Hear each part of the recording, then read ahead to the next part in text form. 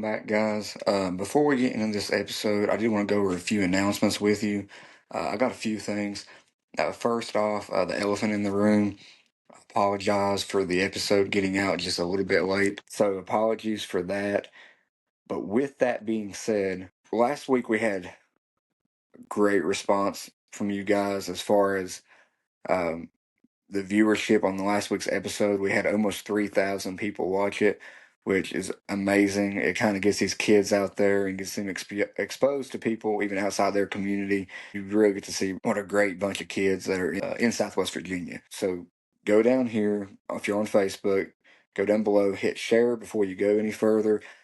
We only want to try to get this preview out and these interviews out just so everybody can see it. Second, something we mentioned in the previous few episodes, and I think that it's pretty evident even today with the struggles I had just editing and stuff.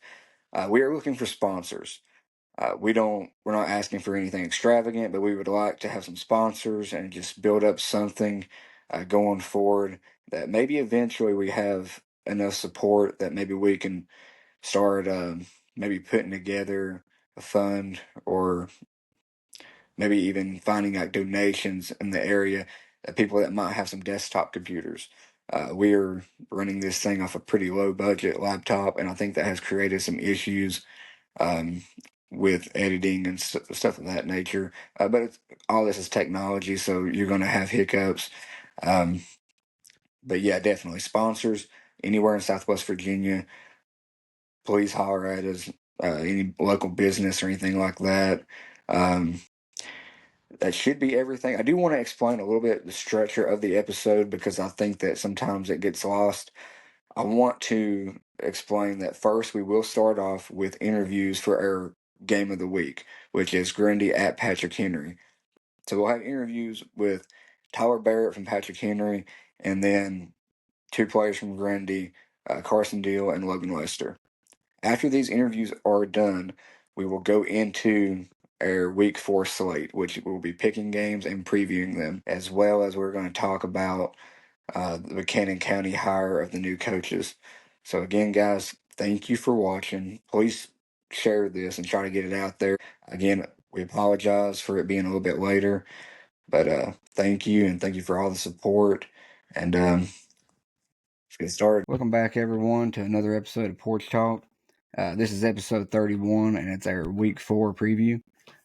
We're going to have a great episode for you guys, and we're going to try to get in some picks and preview the full slate of games for week 4 here in a little bit. But for the first half of this episode, we're going to try to preview our game of the week, and that's Grundy at Patrick Henry. To start out this preview, we're very honored to have on Patrick Henry's 3-star offensive guard / D tackle, Tyler Barrett. Just going to go through a list of his accomplishments so far, if you bear with me, because it's a long list. So, assuming he'll probably add more this year. Tyler's freshman year, he was second-team All-District and won the Outdoor Discus state title. Sophomore year, he was first-team All-State D-line, second-team All-State O-line, and the Region D and HOGO Defensive Player of the Year. And that year, he also won the Indoor Shot Put state title. Last year, his junior year, he was All-State O-line and won the HOGO Defensive Player of the Year. And Tyler has been All-State every year since he was a freshman in indoor and outdoor track. Thank you for coming on the show, Tyler. Yeah, no problem. I appreciate you guys having me. Tyler, we're going to start this interview off kind of how we usually do and just ask you about when you fell in love with the sport and then if you had any athletes you looked up to, local, college, or professional. I always tell people the same story. I didn't play football growing up or anything like that. I originally lived in Baltimore, Maryland, and I moved down here in probably about the 7th grade, and I didn't end up playing football till the 8th. And after that, I played a little JV. I wasn't very good. I was kind of running around out there like a chicken with my head cut off. But we get to my freshman year, and we had a dynamic back that year. Connor Beeson, he's a great guy. I remember we played Lebanon. I think we beat them 38-16 or something that year, and I'll never forget it, man. It was a run to the left side, and I'm out there, and I get the lead block, and he breaks it for like 50 yards and a touchdown, and the crowd goes wild. It's packed out. It's one of the first games back after COVID and everything like that, and I was like, I love this. I was like, this is great. And in terms of athletes and things like that, I've looked up to. I mean, like, I can't think of anybody off the top of my head. I've never been super into like sports until my older years, but I love looking up to some of those offensive line guys in the NFL. I mean, Panay Sewell, Trent Williams, all those different kinds of guys. Love watching their tape. Uh, they're all time greats. Say it's amazing how quickly and how good you became in such a short amount of time. Had never played. Obviously, you're just super athletic, which helps. O-line, that's a it's kind of a complicated position. You just a lot of technique, a lot of things like that. And for you to pick up on it that quick and become as good as you have, that's a pretty cool thing. I didn't realize you didn't start playing until that late. Yeah, I mean, a lot of that can be attributed to coaches, man. I say all the time, we got some of the best coaches in our area. They do a great job of coaching. I mean, telling us how it is. I mean, we work every day, the same drills, same things, trying to get better. And they're a big reason I took the leap that I did so fast. I know that we're going to kind of bounce around here a little bit, but going into your senior season, this last off season, what are some of the things that you did, maybe in the weight room or just preparation to take even another step? And I know Right now, I mean, it's a lot of just refining technique. I feel like I've reached a point in my game where I mean, I could tell you what a defense is going to do before they do it. I mean, right now it's just trying to perfect hand placement on pass sets and getting your head around on run blocks and the tiny things that are really going to make a difference here in the big games, and then trying to translate those to the next level and making sure I'm ready for looking at the minor details, whether that's breaking down film or, like I said, those little things on the field.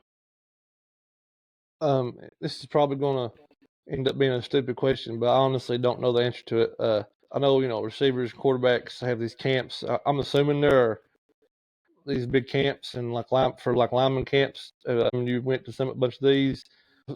Some camps, depending on where you go, or it can be just a cool thing. Get to see people, but do those have actually helped you, and have you picked up on certain things like that?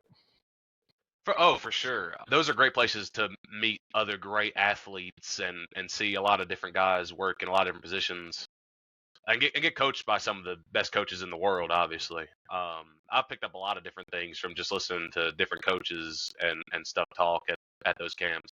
Plus, you just get better reps against really good competition. I mean, I've gone against some of the best players in the country at some of these camps, and I mean, that's a different experience than playing 1A high school football down here in Virginia. Yeah, for sure. Those camps definitely help a lot, and you get a lot of good reps in there. It's actually funny, like they say the linemen always go under the radar, man. You go to these camps, and literally everybody's over watching the wide receivers, DBs, and quarterbacks doing the one-on-one drills, and the linemen are over in the corner somewhere working on pass sets and stuff like that.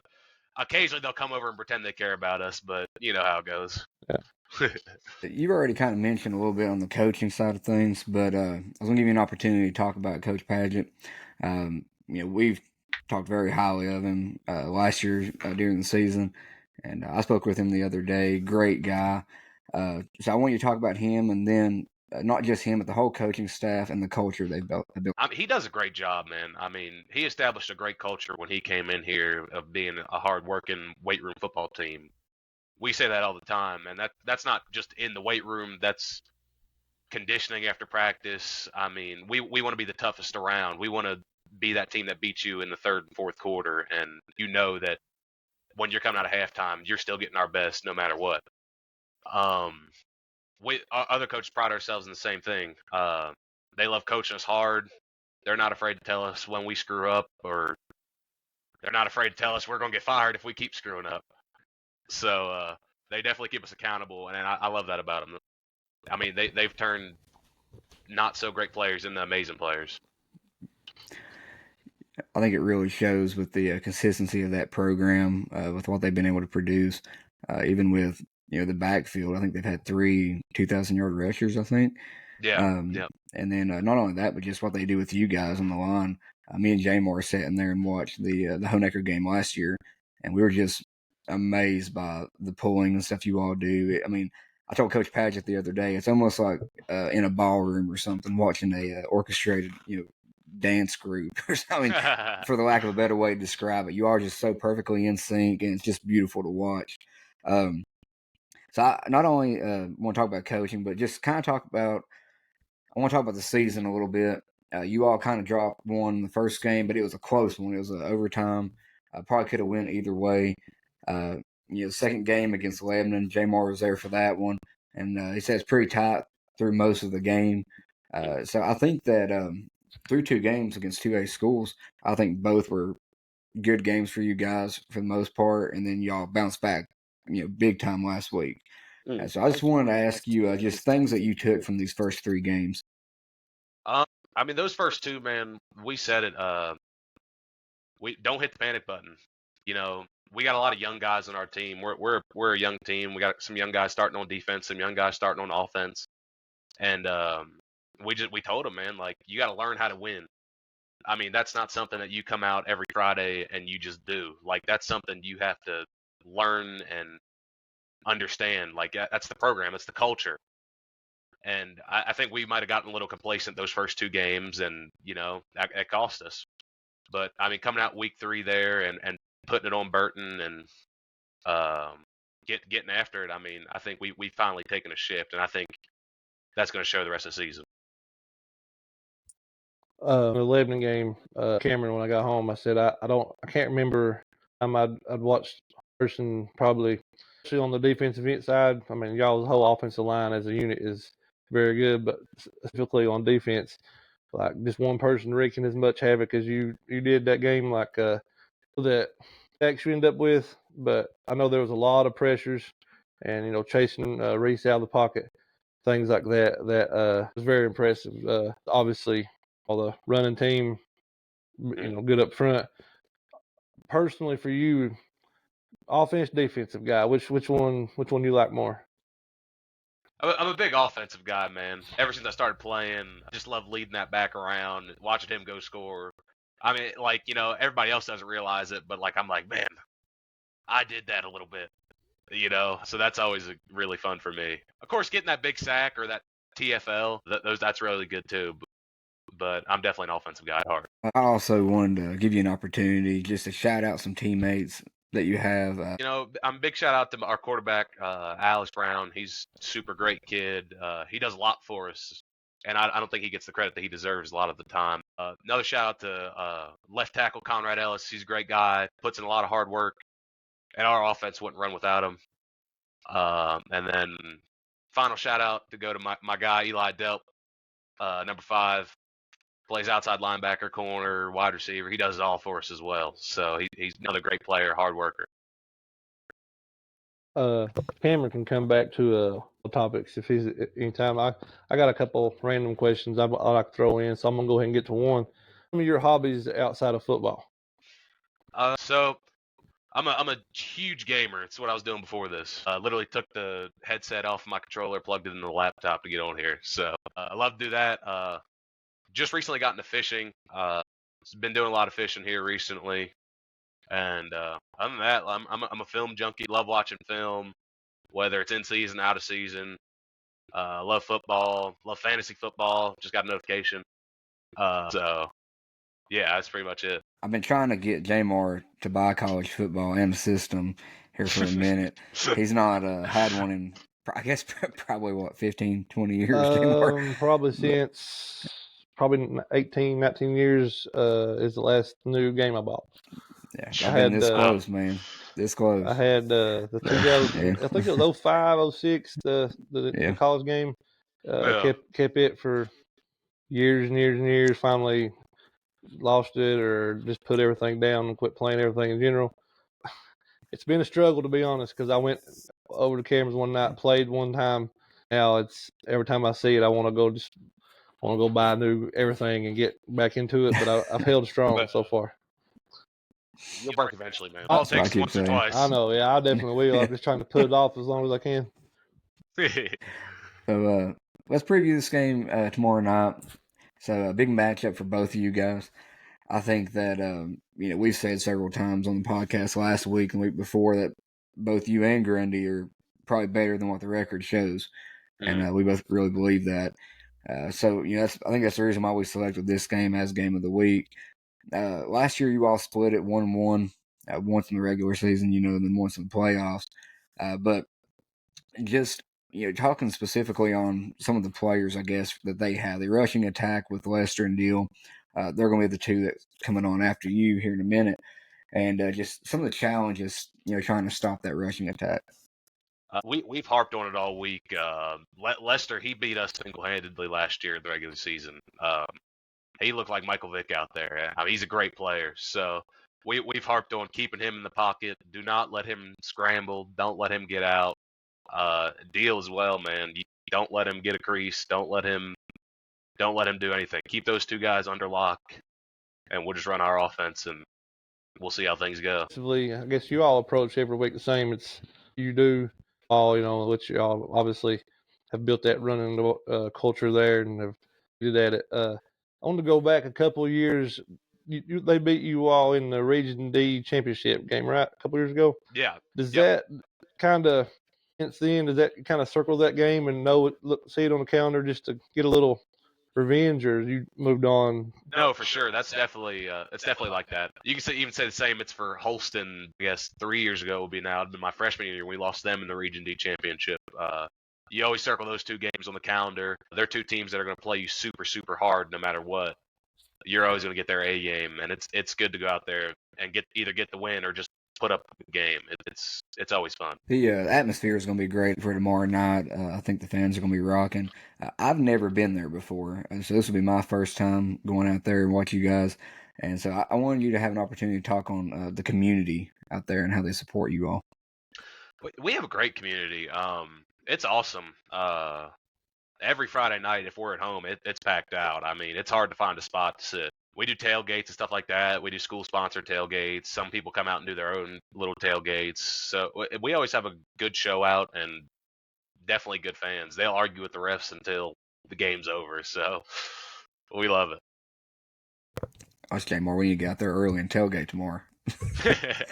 I'm tailgate at high school game. I'm down anytime to eat. So speaking of eating, I'll get to one of my off the wall questions here. Are you living out out there? You got a lot more options available to you in a short distance than we do here. This is kind of what inspired this question. Your top 3 places to eat. 3 places to eat. That's hard. I don't eat out too much. Say we're just a random weekday. I'm sucker for Mexican food. Everybody is. Love Wendy's. And you can't beat a good Jersey Mike sub. That's a good list. No, can't beat a good Jersey Mike I've sub. never actually had Jersey Mike's, but I'm 100% down with the other two. Yeah, Italian cold cut from there, man, life changing. I like that Philly cheesesteak. Oh yeah, that too. Yeah. So I want to ask you a little bit about recruiting. I know you've been pretty busy. Talk about some of the visits you've taken, maybe some of the teams that's been interested in you. I don't even know where to start, man. It's been crazy. So I guess it started after my sophomore year. Maybe even a little before that. We took a spring visit to Virginia Tech right before my sophomore season. We go through the sophomore season. Played. That was a great year, breakout year. That's when everything really started picking up for me. I was sending out my tape on Twitter. I was getting replies back. People were trying to get me to camps and to visit campus and stuff like that. And the hardest part about the whole recruiting process is you can't go everywhere. So it's really just picking and choosing where you can go and where you would want to go and things like that.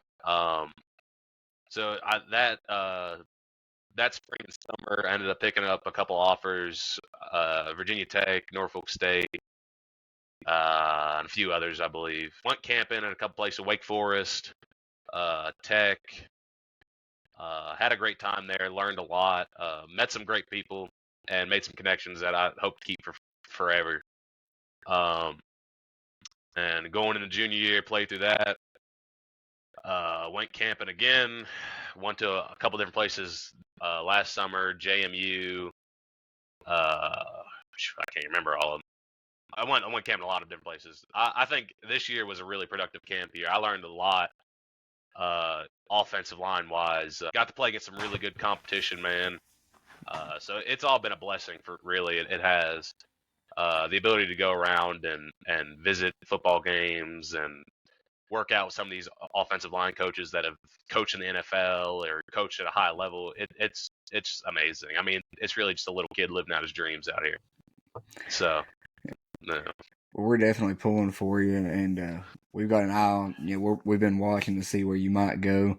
I've still got my fingers crossed that the Cavs will send you one, but yeah, man, you're doing great things, and we're excited for you. I think you got a big future.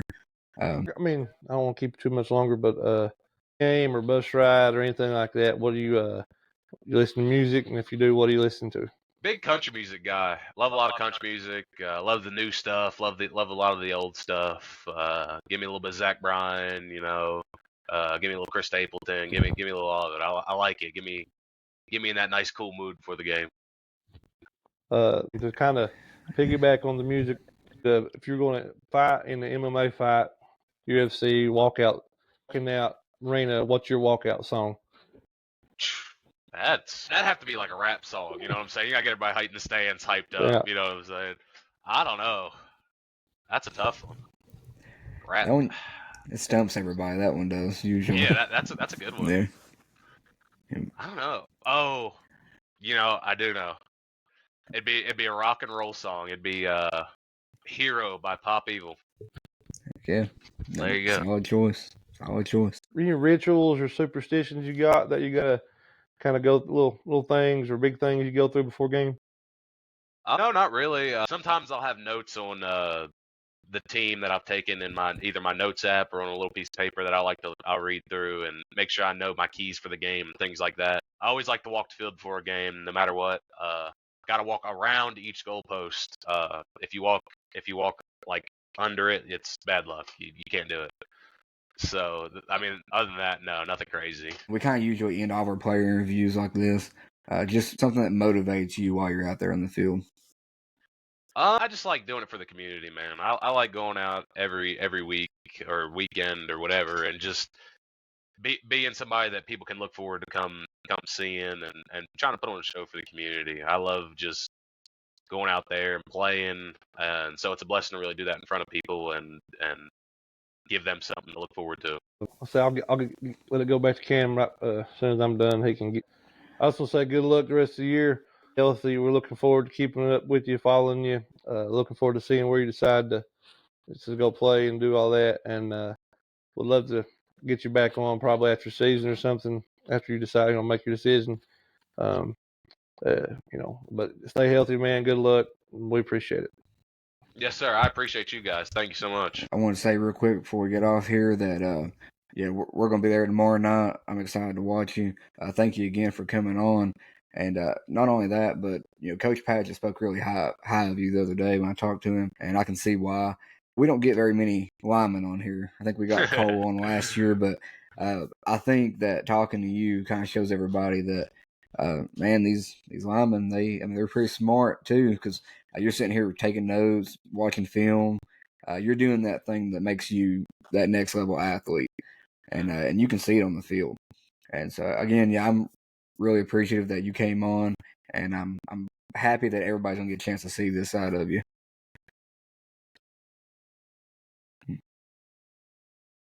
Yeah.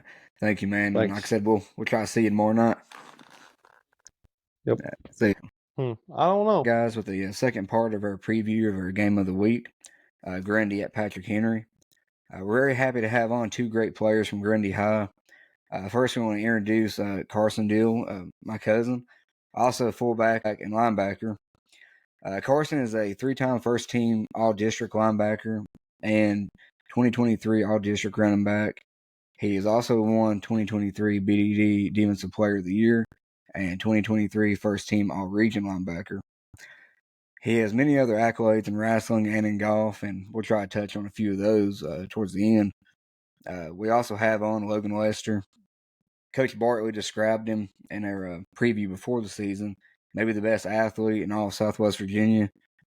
You're listed as a quarterback, but I think you've done a little bit of everything. So Logan's freshman year, he had a setback with a broken collarbone, but he bounced back strong in his sophomore year. He's an all-purpose back player of the year, first-team All-BDD wide receiver, first-team All-BDD defensive all-purpose player, honorable mention All-Region D wide receiver, Second team All-Region Utility Defensive Player. His junior year, Offensive Player of the Year. First team All-BDD Utility All-Purpose. First team All-BDD Defensive Back. First team All-BDD Punter. Second team All-Region Team Offense All-Purpose Back. Second team All-Region Defensive Back. And honorable mention All-Region Punter. So, need a breath for all that for both of you guys. A lot of accomplishments already for both of you. I'm going to start off the interview how we do with most of them, just talking about when you fell in love with the sport and then maybe some athletes you looked up to. Carson, we'll start with you, and then after you, Logan, you can jump in after that. First started playing football in second grade when I moved schools to Riverview, and that's really when I fell in love with it. I hadn't played football before then. It's just something I went out and tried, and I loved it. It's been great since then. Athletes, international athletes you looked up to growing up? I always looked up to Clay Matthews, linebacker for the Green Bay Packers. That's a solid choice. Heck of a jawline on Clay. Yeah, that's for sure. Same question. I started in first grade, and I tried something new, but I was at a different elementary school then, because my elementary school didn't have a football team. So I went over and played for Grundy, tried it out, and I fell in love with it ever since then. And I've always looked up to my stepdad. He's always big in football, all sports, and I also always looked up to Kobe Bryant. I loved his mentality, just everything about him. It motivated me. Growing up, Grundy, you're playing football at, middle school and elementary and going to Grundy.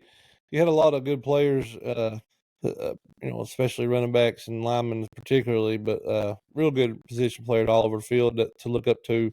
Y'all remember any particular you remember going and watching when y'all were young that stuck out to you? I always liked watching Gabe Visor. I always, when we went up there, my sister's a cheerleader, so I went to about every single game. And Jacob McNutt and Gabe Visor was two of the people that I've watched a lot. Very good players. Touch on the offseason some. I know you guys had a tough loss to PH last year. But what have you done this last offseason to get you prepared for this season? We put in a lot of work to work on mistakes, because that was our biggest thing last year. We just made too many mistakes, especially when it mattered. That's really what we worked on, is lowering the amount of mistakes we make, and that's helped us a lot. Mistakes was a big thing last year, and it set us back. And this off season, everybody on the team put in a lot of work in the weight room, got a lot stronger, better, and we practiced hard. And I think we're gonna Coach Bossick and Keegan Bartley, they really helped us, and I think that we're set back on mistakes. We ain't gonna have few now. They really helped us a lot. Kind of, it's not really jumping ahead, I guess, but Barrett had mentioned, in our previous interview, lost to Grundy a couple of years ago in the Region 2 championship game, that it kind of, knows this game's coming up, has it circled. He also mentioned the Holston because they lost to them in the playoffs. Are you all the same way, having them put you out last year? Is it going into this season? Did you kind of have this game in the back of your mind, knowing it was going to be playing it, or is it just another game? It's a game we've been looking forward to, especially after losing to them. And we've been doing a lot of preparation for it, too, because we know what mistakes we made last year, and we've been improving on those mistakes to hopefully beat them this year. Yeah, it's a really big game for us. They knocked us out of the playoffs last year. We're looking to get back at them, but this is a game that we've been looking at. We're looking forward on the schedule, and we've been working hard. We had an off week last week, and we've been working hard to make sure we get everything right. You mentioned Coach Bartley a few minutes ago, and I kind of wanted to touch on that a little bit, just the coaching. Coach Bartley, we had him on before the season. Great guy. I think he's the right coach for the program right now. I think the whole coaching staff really, has done a great job. I want to talk about Coach Bartley a little bit, as well as the whole coaching staff and just the culture they're building there. Coach Bartley did great stepping in. We lost all of our best players pretty much that year. We lost our head coach, new head coach coming in, new offensive line, everything, but he did a really good job picking up with that and getting us going. Coach Bartley, he's a great head coach. Coach B does good with offense. He's got a great mind for offense. He sits up there in the booth, watches everything, makes sure we're running the right stuff. And then Jake, he's crazy good with defense. He puts in schemes that we didn't even run before with Coach Visor. I mean, it's a lot different. Yeah, about as Carson said, we lost our head coach. Keegan Bartley, he's been there. He's, I think, coached for 7, 8 years. So he's been with the program. But as Coach Plumel, as he left us, Coach Bartley had to fill some shoes, and I think he's done a great job of that. And same for Coach Bosick. He loves football. He loves the game. He's a great coach, and we're really glad to have him. And it's my dad, Jake. He knows a lot about defense. I was just going to say, coming into this offseason, if it was 1 year later, we'd be talking about you all being the last Grundy team with the new consolidation. But I mean, you're on the verge of it. You got 1 year. Just kind of this question's for both of you.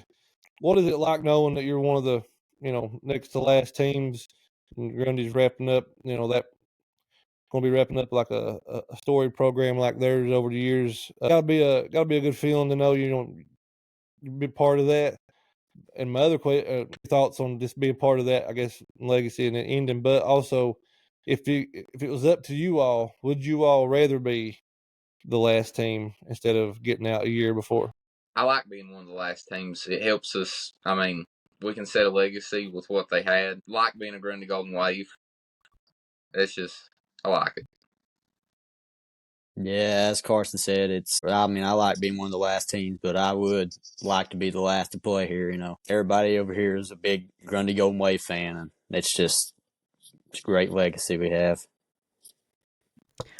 So I'm going to have two questions. I'm going to go ahead and ask Carson the first one, just more specifically towards your all's game. Carson, you've adapted, to the role of running the ball some after Scamble graduated, and you're one of the leaders on the defense. So just the mindset that you have for each, and then do you have a preference which one you like more? I've always liked defense more. It's just been one of those things. I've played it. I've been good at it since I was little. It's always been my favorite. But with running the ball, I just go out there and I run hard, just as hard as I can, and see how it goes. That's a good mentality. Logan, so I got one for you too. Coach Bartley mentioned during our interview with him that we could plug you into any program in Southwest Virginia, and they would find a place for you, whether it be a quarterback, running back, receiver, and then even on defense. So, what's the mindset that you have when you play that makes you so, I guess, versatile, and then how you can switch in and out? And then I guess I'm not really trying to stack questions on, but do you have a favorite out of all those positions that you play? Yeah, I do have a favorite. I mean, I've never played quarterback before. My freshman year, Coach Pommel, he put me in there, and I've never tried it. And it was a big step up that I had to take on. But probably my favorite position is wide receiver. I played with Mike Reese, and about the whole Lebanon team, 7-on-7 and stuff, and that's what I look forward to playing in college, is receiver or defensive back. The season just a little bit. It's 0-2, but I mean, you played a tough 3A school, Carroll County first, and then Ridgeview last week. So I know you guys would probably like to kind of put those in the back of your head and move on pretty quick. But are there any things that you can take away from those two games and apply to the rest of the season? There's a lot we can take away from the Ridgeview game because, I mean, the only place where they really beat us was the second quarter, and that's where they scored most of their points. But other than the second quarter, we played a great game against Ridgeview. Didn't make many mistakes. It was a great game overall. Yeah, as Carson said, I think Carroll County and Ridgeview, I think it would definitely help us in the season. Looking forward to winning more, but they're both really tough teams, and we just gotta. It was mistakes, and really the only place I think that Ridgeview beat us was in the second quarter. They tore us up in the second quarter, but after that, I think we played pretty good with them. We'll jump off of football for a second, and Cameron will come back to it. This is for both of you to answer. You're going into a UFC fight, and you're the fighter. would your walkout song be? That's something I got to think about. Stump everybody. That one does. Yeah, it's a tough on the spot one. It is. I'm probably gonna. I don't know who sings it, but it's a song that says "You Can't Be Touched." Cannot remember the name of it, but Roy that's Jones what I'd Jr. walk out. I think. Yeah, pretty Yeah, sure that's what good, it yeah. is. That's Yeah. that's what I'd walk out to. Okay. It's a heck of a song. I heard that first time playing at Montcalm, out of all places. I got Carson in deep thought on this one. Important decision. There's a lot that goes into it because you can't just say, favorite song. It's got to be one that gets you going. It's got to be a good, maybe some meaning behind it. I mean, it is a tough question. That's I tell you what. we can come Whenever back you to think it. of one, whenever you think of one, you tell us because that is a tough one. You got another one more? Well, we'll go ahead and get back to music. If y'all listen to music pregame or on a bus ride or anything like that, what's in y'all? What are y'all listening to? We listen to all kinds of stuff.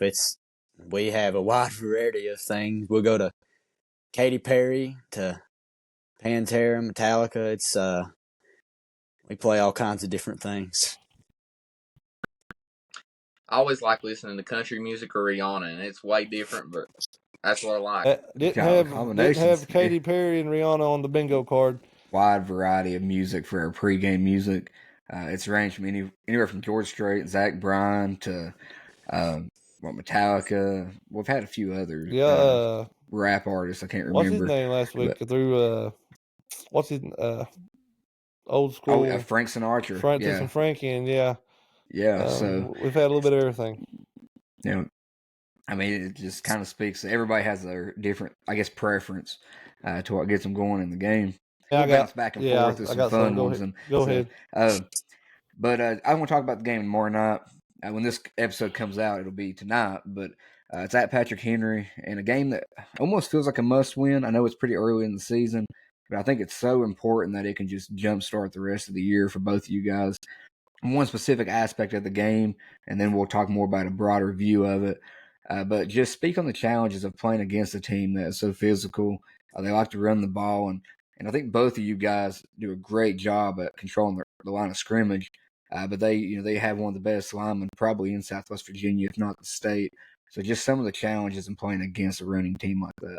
One of the biggest challenges we got is people getting tired because we don't have that many people to throw in when somebody gets tired, and then you start going down to your second strings in there because your first string's tired, and it takes a toll on you. Yeah, I think it's tough to play a team like that. We don't play many teams. It's pretty much just kind of Patrick Henry and Hurley that just want to run it down your throat like that. But that's a tough team to play. It's a lot on our defensive front, and it's a big game for them and our linebackers. It's hard-headed football. It's fun, but tough to play. We talked about Barrett, had him on. He gave you a really big compliment, Logan. Talked about the game last year, the regular season. You basically took over that game. Said it was very almost like Michael Vick type of game. There's a lot of other players, but you two are definitely two of the top players in the region, in my opinion, as being dynamic, game-changing players. So you kind of already mentioned it, but just knowing that's a matchup of somebody of that caliber over there, a lot of eyes on it. We're obviously looking forward to it. But what do you go into that game with? What kind of are you thinking about that, or is it just it's not really is it more about just do your job and let it all happen, or are you thinking about the matchup between the two of you? Well, I think about my job too, but I mean Tyler Barrett, he's a key on defense. We gotta watch. He's tough. He's a really, really, really good football player, and I gotta watch out for him every second. I mean, he can come out of nowhere. He's quick. He's big, and I remember the region championship over there. I've never seen anybody lay out Ian Scammell like that before, and Tyler Barrett lit him up.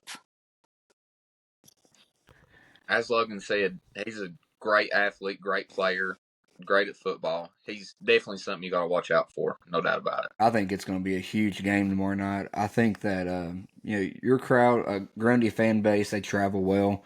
They've always had a good fan base in pretty much every sport, but in particular football and of course wrestling. But I just want each one of you to talk a little bit about the community the support they show you guys. Grundy's great for having a lot of people show up to games, having a lot of people there to support you. And biggest thing is everybody knows everybody. So you know everybody that's there to watch you, and you know that they actually care about you. That's a big thing. Yeah, it is. We got a small community, but I swear about everybody in the town comes to watch any sport, wrestling, football, volleyball, anything you see. I mean, that's the same faces you see at every sporting event. They always come out and they help us. It's always a great atmosphere to just be around the Grundy crowd. You can answer it you as individuals or as a team. Y'all have any pregame rituals or superstitions? Yeah, I got a few. I always have to have my wristband on my right arm every game, and if I don't, I feel like I ain't me. I don't play like me. And I also have to get Tim Bain, their athletic trainer, to take my ankles because I don't know. It's just always been something to me like that. Or Doc Looney, them two. If it's anybody else, it just don't feel right. I've never really had any pregame superstitions. I've just never thought about any of them. I'm glad somebody finally had something like the ankle taping thing, because that was me and my buddies in high school, and we had a real weird order of things. We had to do things with the ankle taping. So I appreciate that answer. I want to give each one of you an opportunity here in a second to shout out your teammates. I did personally want to shout out one of them that if I'd thought about it, I would have probably got him on here as well, Lucas Boyd. So I wanted to give him a shout out. You know, I remember him when he was younger, went to the same church, and helped coach him when he was in Little League. And not to give his dad too much of a big head, but if you're listening out there, great kid. But just each one of you guys, just give you a shout out for some of your teammates. I'd like to shout out Trey Taylor. He's a great running back. He's fast. He's athletic. And he finally learned how to hit. Yeah, Trey. I shout out Trey, and I also want to shout out Quake because this is a big game for him. He's got probably going to be against the best. Pretty much, I'm going to shout out our whole offensive front because this is a big game for them. It's going to be hard for them to stop because Patrick Henry's got a tough defensive line. And I also want to shout out Trey Taylor. He has stepped up tremendously. Last year he was a little scared to get hit and hit people, but this year he's completely changed, and I'm really proud of Trey. It's going to be kind of random. Going on a road trip, you can only pick one drink and one snack, like only one brand of candy or one type of thing. What's the drink and what's the snack you're taking with you? I'm getting blue Powerade and Skittles. That's always my favorite. I'm gonna have to go with one of them big lemon lime Gatorades and a pack of Lifesaver gummies. Heck yeah. Ooh, pretty solid snacks there. Those are good answers. Heck yeah. Yeah. You both are multi-sport athletes, very gifted. Any plans after high school? It doesn't have to be just in football. It could be in anything. Plans for after high school? I've mostly been looking at academics for college because sports has been taking a toll on my body and it's starting to catch up to me. Have anything like as far as a career that you have in mind, or are you just open? I'm looking at engineering right now. That's what I want, be an engineer. Logan? As I'm wanting to go on and try to play football in college, and I'm probably I'm gonna try to major in education. I'm not made my mind up because it ain't too much money, but I was wanting to I always told it. I mean, it's been a good career. A lot of my family members are teachers. One of my girlfriend's family, about every one of them has been teachers, and I would like to just be, if I have kids, I'd like to be around them and kind of be on the same schedule as them. Great answers. Just to Logan, since you did say you would like to move on, when you're playing football, have you got any kind of contact offers or anything like that, or what's the situation with them? I've got contacts, and I've not got an official offer, but yeah, about the majority of the Division II schools that they have contacted me. But the one school I have in mind that I'd like to go to is probably UVLY's with Ian and Isaiah. I think that'd be a great choice. Mark? I think that's about it, really. I mean, Well, I'll just go ahead and ask. I asked Tyler top 3 places to eat, and Carson. I also need your walkout song before we get off. You're not gonna let him forget it, are No, I gotta hear it. I gotta do it. My walkout song will probably be "Run This Town." you? Okay. That's a solid choice. And then Where's y'all the top 3 places to eat. there's only so many in Grundy, so I mean, you don't have to be in Grundy, but yeah, it would. it could be anywhere, yeah. Yeah. If I had to pick my favorite fast food restaurant, it'd be Pal's. But every time I see a Pal's, I go to it. And for football wise, my favorite place to eat that's probably Bonanza. We're going to go tomorrow too. But I like it; it's pretty good. And my third is, I would say, I'm going to go Subway. It's all, there's all kinds of them around here, and it's my go-to in Grundy. You just made Cameron's day saying pals. Tell you, man, best fast food burger you can get. That's Yeah. another debate for another time, I guess. What do you got, Carson? I'm with Logan on the Pals. I love Pals. I mean, that's the best burger you can get, fast food. Amen. Y'all crazy. I like Bonanza. Bonanza's great too. Logan's got great food choices. I mean, I probably have to go with Taco Bell's my third though. I like Taco Bell. All three very solid choices. Before Cameron asks his, I'm assuming you're doing your final question. Yeah. Yeah, just before he gets there, I just wanted to tell y'all we're going to be there tomorrow night. Looking forward to watching the game. I think it's going to be a great atmosphere. Y'all are going to be a team that's very much in the mix. Win or lose tomorrow night. I think tomorrow night could go a long way, getting you in the right track to maybe even hosting a playoff game. But I think y'all are going to be right in the mix in the playoffs and a tough team to beat when it comes to them. I just want to thank y'all for coming on. And like I said, I'll get to Cameron who'll get y'all your last question. But from me, thank you all. Appreciate it. Good luck this season. Stay healthy, and looking forward to following you. Thank you. Yeah. So we kind of enter all of our interviews like this, and it's the same question, but just your motivation that you have when you go out there and play. What motivates me the most is just going out there and playing my best. I mean, that's the best you can do, and having fun. That's the biggest thing, is having fun. That's what I'm out there for. I'm out there to have fun.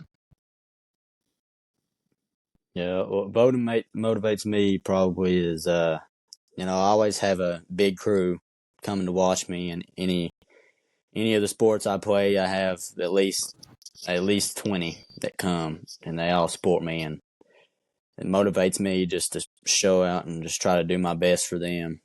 And I'm really thankful for all my family and friends, and I'm just real thankful for God just allowing me to be motivated. For y'all off here, I also want to say thank you for both of you for coming on tonight, for kind of bearing with us with it being a little bit later. Logan, I look forward to watching you play. I got to watch you play a little bit last year against Honecker, but I'm excited to see you play tomorrow night. Carson, I've known you since you was real little, so it's crazy now to see who you are, and you became a great man, and I think that give your mom a shout out and your dad, great family that's helped raise you, and I think like I said, I'm super excited to watch you all play tomorrow night, and I wish you both the best. Like Jay Moore said, praying that both of you stay healthy for the whole year, and I think we're going to see some big things from both of you. So thank you both again. Thank you for having us on. Thank you for having me. All right, guys, we'll see you tomorrow night. See ya. What's up, everybody? Just hopping back in here again. I hate to interrupt. Before we get into our predictions and previews, just a little disclaimer we want to put out. We do get most of our stats from the Bristol paper. Stay up to date with the most recent news and high school sports around here. Go and subscribe to them or join their newspaper. Great staff over there. It seems like they're always on top of it. Also, a special shout out to our stats guy, John Ward. We just want to send a thanks to him. But thank you again. So we'll go ahead and start with our game of the week.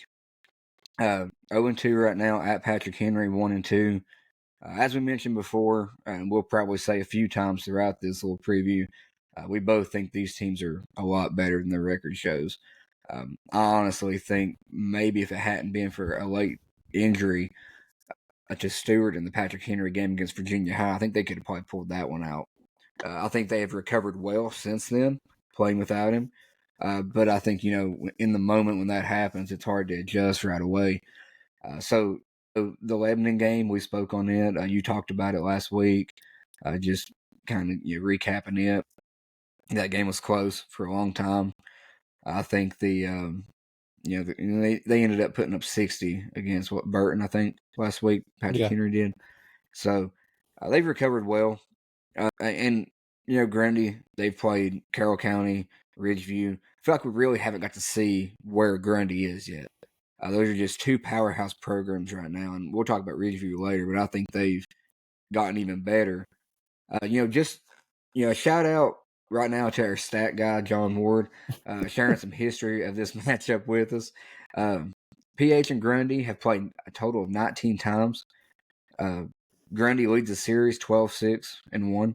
It's been split though in the last 6, 3-3, with 2 playoff games in those last 6. They met in season and in the playoffs in each of the last 2 seasons, but the team that has won the matchup in season has then lost the matchup in the playoffs each time. So interesting notes there. I think we both mentioned it. Both these teams are blue collar teams. They both lean on the big boys up front, and they both love to run the ball, and they're both very physical. So any thoughts on this game before we make our picks? No, I mean, I think, like Logan took over that game last year at Grundy, like we talked about, and then Goodspeed kind of went off, I think, in the playoff game. I'm pretty sure it's what happened. My memory's terrible because I'm old, but I think the starter for starting tailback for Patrick Henry being out, I think it will be. I mean, they got such a good, stable of running backs there, though, that with that line, like I said, you can kind of just keep trucking. But I think that might be the difference, just that not having him in. It being at Patrick Henry, though, makes me want to give them the edge. But I think it's going to be such a great, so similar styles. He probably spreads it out a little more, like occasionally, if they do how they have in the past, and it's not as run heavy, but still both teams are running teams, for the most part. Whoever's defense maybe steps up and makes more plays is, probably going to have a chance to win here. I don't both offenses being effective, but maybe a big play on defense, maybe a turnover or something might make a difference. I think that Patrick Henry does still have Stewart out, but I don't think they've missed a beat. There's a reason why they've, like we said, produced, I think, 3 2,000-yard rushers over in recent memory. They know how to run the ball. Quick, while I'm thinking about it, have you seen the prediction from the Bristol papers for this game? I think it's, I think if I remember which one, was it like 28-22? I hadn't seen it. That's why I was. I can't remember. I did see it, but it was close. I wondered if we're off. Maybe we're thinking it's going to be 2, but so we're on the right track here. Yeah, okay. I think they had it close as well. I think Grundy might have a hard time running up the middle against Barrett, and I think they would probably actively try to run away from him. I think that would be anybody's strategy. I don't see it being I think that's going to force them into to rely pretty heavy on some outside runs with Lester, Carson, and Trey Taylor. It could provide for some big plays. I think they could get outside, and I don't know what PH has on the perimeter.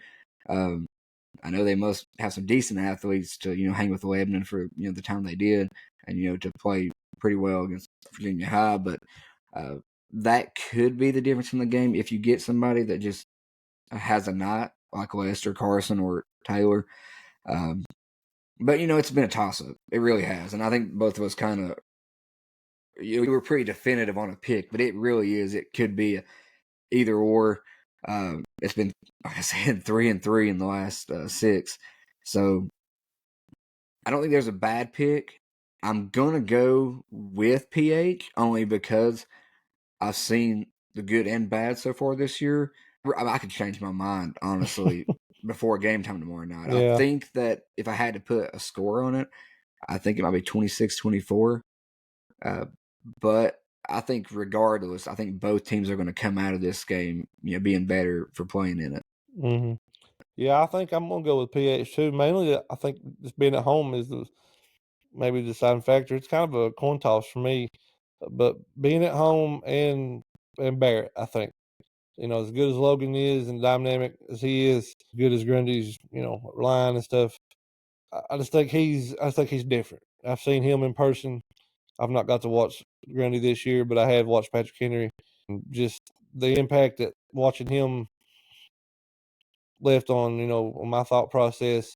It's hard. It'd be hard with him out there. It'd be hard to pick against him. So I think it'll be a close game, though. I'm with you. Maybe both in the 20s, maybe 30-something, 20-something. You never know, but I think it'll be a good game. I'm glad I think it's the right choice this week, obviously for game of the week, but at least in 1A, because there's another possibility of a really good game a little farther up the road. But to that, Well, I'm going to say before we get off this game, all the players were interviewed tonight. Barrett, Lester, Carson, all three of them. First, awesome that they were patient with us. We had some technical difficulties, which, we'll put out there when we post this. The first one with Barrett, but then we had some, you're just being a little bit later with getting this going with Carson and Logan. So all three of them were great in working with us. All three of them are great young men. They're very humble. I think that they all three have a bright future ahead of them. So I always enjoy these interviews where we've never had any bad ones, but you really just come out from talking to them, and I don't know, the game is so much more fun to watch. It's almost like you don't really, like, you go in and it don't matter who wins or loses, as long as all of them stay healthy, you feel really good about it. So I just want to shout out all three of those guys. yeah, like you said, I'm in doing this that I do find myself really worrying about who, not really pulling for anybody either way, which I'm pretty neutral for the most part. I don't have any family really playing anywhere really around here. So interviewing both from both teams like we do, it's really hard.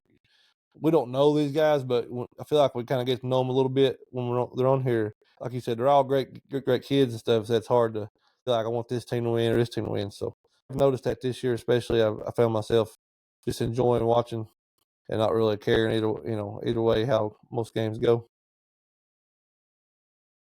Yeah, definitely. And you already mentioned it.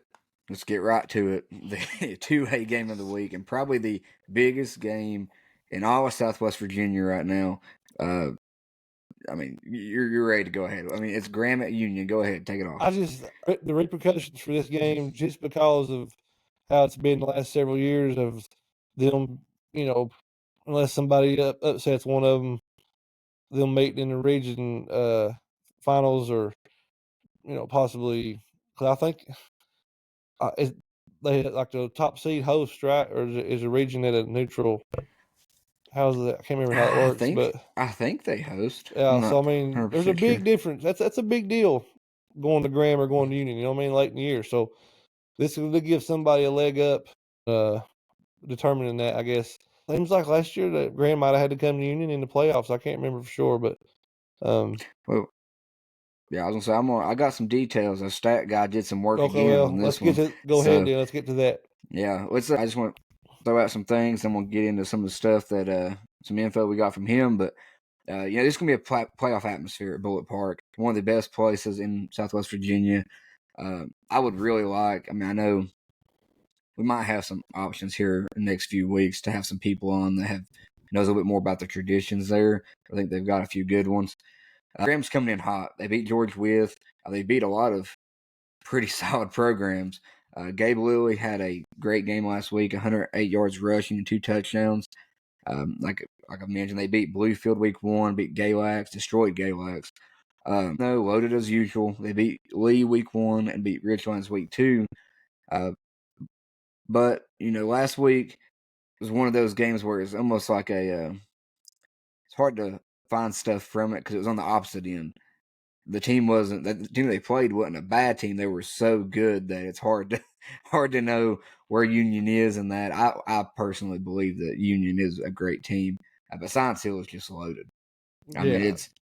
And it's Numbers hard. alone is overwhelming when in a situation like that. I mean, it's not like Union's a small school, but you're looking at a 5, 6A school. It just makes a difference.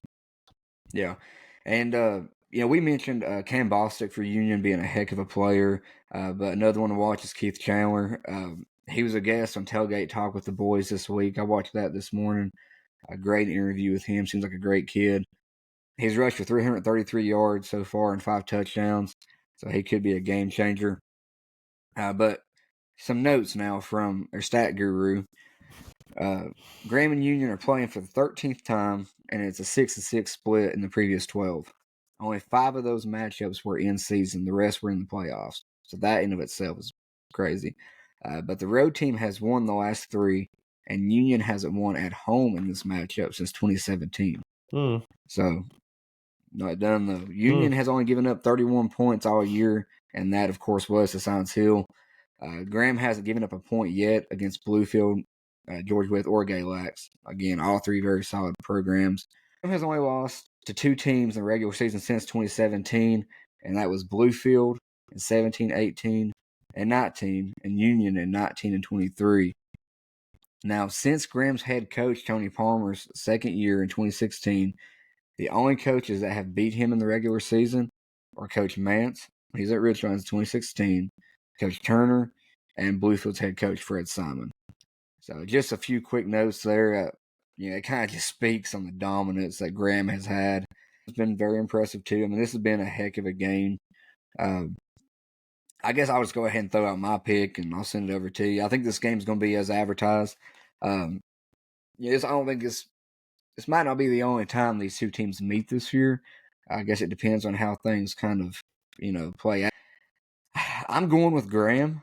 I think the paper had, at least one of the people in the paper had Union 13, but I'm going to go with Graham. I think that I like what I've seen from the defensive side. No, Galax, let's say they aren't what they were last year. Let's just say they're not. Let's just say that George Wythe, yes, they're a great team, but they're single A. Let's say Bluefield might be down. These are 3 great programs.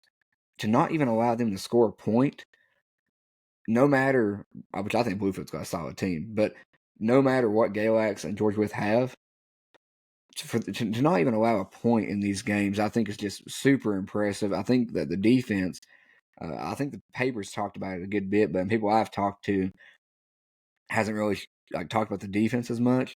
And so I think that Graham in this game will have another good defensive performance. And I think it could be a low-scoring game like the paper had. But I have Graham winning. I mean, honestly, I could see it being like 10-7, and the kicker, I think, from Graham Nash, I think, Fred that came on a few weeks ago, shouted him out. I think he had a big game against Bluefield. He could have another big game this week. So I have Graham winning. Funny you mentioned kickers. In 2019, I'm pretty sure it was that game that I was at in Bluefield when at the stadium when Union won on the field goal, and I had it on my phone, still recorded for a long time. I don't know if I still do or not. I think you're right on the money with defense. I think that's probably Graham's strength this year is their defense. Unlike other years where their offense, even though their defense was very good, their offense was so explosive. I'm not saying it's not this year, but I think probably their strength is their defense. I'm not giving as much credit to the keeping Galax and George Wythe scoreless as you are. Very good, obviously, very good job. But like the style there, like I don't know. I'm not trying to take anything away from anybody, but I just feel like Union style, just that line up, run at you, and be able to do it. You don't have to get big chunks of yards. You 3, 4 at a time, But if Graham can get some tackles for loss and put Union behind the chains and get them off schedule, that could be a problem. But this year, you got the quarterback at Union who's early on has been very, pretty effective and accurate. So I'm like you though. I think I can see it being low scoring. I don't think either team's going to give up much on defense. I think Union's very good defensively. I think it being at Bullet Park and that atmosphere and that crowd there, that little home field, I think it may play, giving it just an edge to Union, but I've not seen either of these teams play this year, so this one's hard for me to pick. Just going off of last year's teams, and then look what the scores we've seen this year and what we've heard people talk about. Field goal kicker from Union or from Graham, close game like this could very well be an X factor here. Get a drive going, and instead of getting off the field, get 3 points out of it. That's a big deal in some of these close games. Did you say you went with Union or you went with Graham? With Graham, I'll 10-7. go Union. Keep it interesting. I'm gonna say it's gonna be. I'm gonna go just a little bit more. I'm gonna say 20-17. Yeah, it's going to be a great game. I mean, honestly, I think that'll be, we have our phones with us in between timeouts and stuff. We're probably going to be Oh, I'm checking. gonna have it. So, I'll have it streamed the whole time. yeah, it's No going to be a offense. huge No, game. yeah, I've done this several times, but I should have good service in Patrick Henry, so I should be able to do this. So I will have it pulled up and be watching it while we watch Grundy Patrick Henry for sure. Yeah, and multitasking. All right, so now we're going to get to the rest of the Week 4 slate. We have Castlewood 0-3 at Lebanon. Head coach Hunter Norris from Lebanon will be going against his former school. He just left in Castlewood, where he was an assistant on the football team, but also helped coach in basketball, among many other things. This is a special moment for Coach. The first time we had heard about Coach Norris was actually from our interview with Castlewood's AD and varsity basketball coach, Patrick Wade. As most know him as P. Wade. Interview from last basketball season, P. Wade spoke very highly of Coach Norris. So these two friends, former co-workers, decided to record a message for us. And before the game, neither coach had shared the message with each other. So we're just going to reveal this now for each coach and for the community. So great message there from both coaches. I think that you can tell that they had a strong bond over at Castlewood, and I think they've also helped each other a lot in the coaching world going forward. And I think that Coach, I think we heard a lot of respect from Wade there, but also from when we had interviewed him before. I hadn't heard of Norris until that interview with Wade, and everything that he said then rings true now that I've met him, and then just watching his team out there in our interview with him, just great guy. Anything on that more before we go forward? No, I tell both of them think highly of the other and have been, very helpful in each other's careers, obviously, and lives and impactful. So it's cool to see. There ain't gonna be much else going on at that ball game tomorrow night. This could be some entertainment, I guess, for some people because I feel like it's gonna be a long night for the Blue Devils. But yeah, it's a cool little thing. Yeah, and we also want to wish Coach Norris happy birthday, as Wade mentioned. I think I'll just go ahead and get right to my pick. I think as many times before we mentioned on here that Castlewood is a program in full rebuild. We've spoke about it many times. The culture there and the groundwork is being established, and I think it's going in the right direction. But from what I have heard, Lebanon does have a few guys banged up, dealing with some minor things. So I'm not sure if we'll see all the stars on the field there tomorrow night. But I believe, I think Coach Norris is going to get a good birthday gift, a lopsided win for Lebanon. I think that Jesse will have a big game. I think they'll probably just lean on running with him a little bit. Probably not put Reese in too much danger. I think the crowd's going to be loud. It's homecoming. I think it'll be an emotional night for Coach. To leave the field tomorrow night with a lot of good memories, just a little bit of a reunion with some of those guys, former co-workers, just some friends and stuff that are there. So I think just, like you said, good vibes all the way around tomorrow night after the game. And I have Lebanon big. Yeah, it's not going to be, like I said, nothing. Again, I say this every week, but I hate to say anything like disparaging about kids, but I'm trying to also give honest opinion and make it kind of not bland, but not going to be much of a game. I don't feel like it's going to be a big night for Lebanon. like you said, they're rebuilding over there. He's coach is trying to get a culture established, and feel like they're going in the right direction. But it doesn't happen overnight, and it may not even happen in a year or two. It may take longer. So, but I think they are headed that way. I want to shout out before we get to this next game, because we're going to be talking about this next game. I think we both have some thoughts on it based on last week's game. But I do want to shout out Lebanon's varsity team and Coach Norris. My stepson played last night. They played Clinch River, and I think that there's probably at least 7 or 8, if not more, varsity players there on the sidelines through, I think, from the majority of the first game through all the second and third game, cheering on those kids. And Coach Norris was down there some too, and he's out there, talking to some of the fans.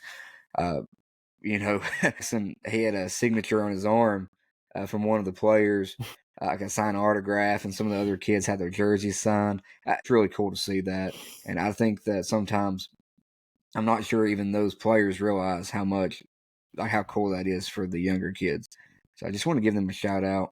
Yeah, we'll go into this next one, and honestly, this next one very well could have been the game of the week, just as far as how close I think it could be. Although we would have definitely been, I guess, probably picked on by our friends because of the Honecker references. But Honecker is 1-2, and they're at Holston, who is 3-0. Honecker is at a point right now they need a win, and they need a win against a solid squad like Holston to really kick off the season and find something to just build on. They had the Castlewood win, but I think that we mentioned before, I'm not trying to sell them short. Right now, that's just not an equal opponent for Honecker. The last week's game against Rye Cove, we'll start with you first, Jamar. Just some of the thoughts on that game. I mean, I don't want to say disappointing because it just thought it would be. You go to watch a game, you'd like to be a little closer, but it was a good game for a long time. Like I said, Bronco pulled away, but I mean, it's just a little bit outmatched. I mean, physicality of it. Rocco's, that's one of the more physical teams you'll see, especially in 1A. Like they're just dominate you on both sides of the ball up front, and then just that attack they keep putting on you. But I think Holston, coming out of nowhere here, I mean, they wasn't on my radar. It looks good early, some of these scores, so see if that's the real deal or not.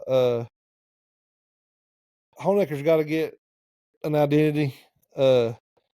Obviously they have the air raid, so that's kind of their identity. But defensively, they have to somehow figure out a way to just.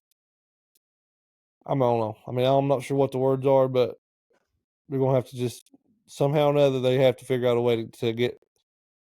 I don't want to say more physical, but just I'm not sure what the words are I'm looking for.